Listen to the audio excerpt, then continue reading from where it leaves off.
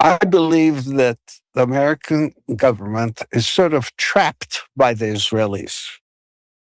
Jeffrey Epstein is one of their tools to trap them. And what do you think of Dershowitz's denial? Hold on a second. I want to give you an example. Bill Clinton, President Bill Clinton, Ehud Barak, met Arafat in the 90s, and there was no deal. The reason was Epstein. They were being blackmailed by Epstein. Ehud Barak was also a friend of Epstein, the prime minister of Israel at the time. But he was being blackmailed by the Israeli right wing as well. And they stopped an agreement with Arafat. They were about to reach an agreement there for a two-state solution. But that was stopped because of Epstein. They were both being blackmailed by Epstein. And so Jeffrey Epstein, in a way, presumably being used as a tool by the Israelis, helped to change the course of history in this region I'm speaking to you from. Of course, a change thing. And they trapped a number of U.S. presidents by using Jeffrey Epstein. And it wasn't only about sex, it was also the money issue. Where was the money coming from? But everything is stuck over Gaza. And I believe the Israelis have the American government captive due to what happens with Epstein, or what happened in the past with Epstein. Rupert Murdoch,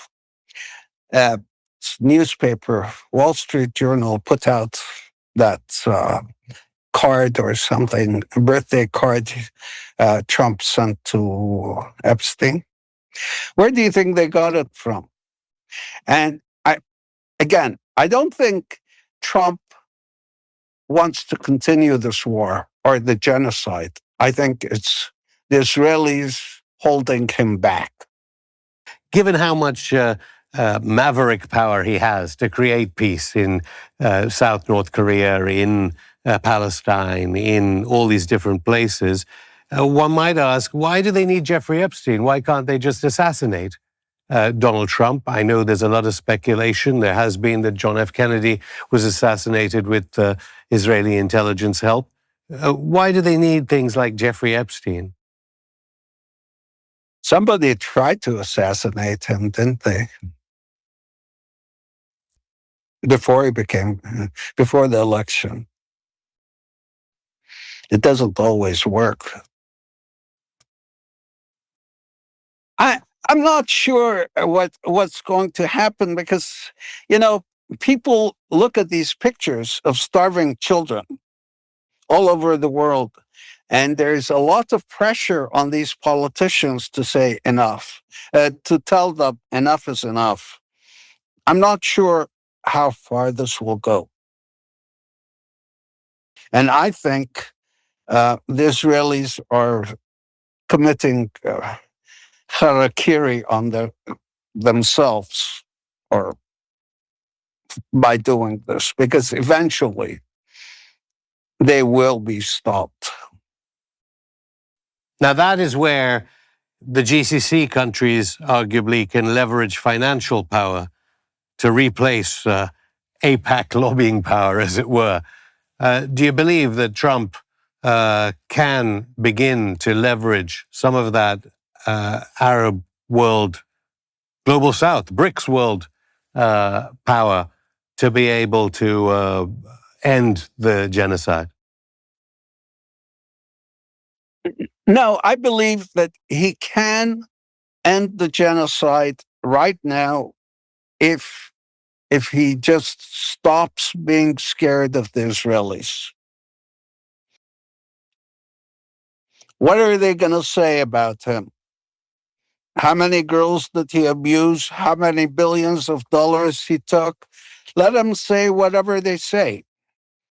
He should stop the genocide. Let them do whatever they want to do. Morality should take over. I encourage him to stop the genocide at any price. Robert Maxwell was an incredibly intelligent man.